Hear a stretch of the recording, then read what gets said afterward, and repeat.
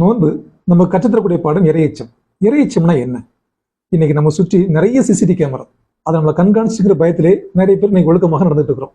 ஆனால் நோன்பு இருக்கும்போது தனிமையில் நம்ம இருப்போம். அந்த ரூம்ல யாருமே இருக்க மாட்டாங்க.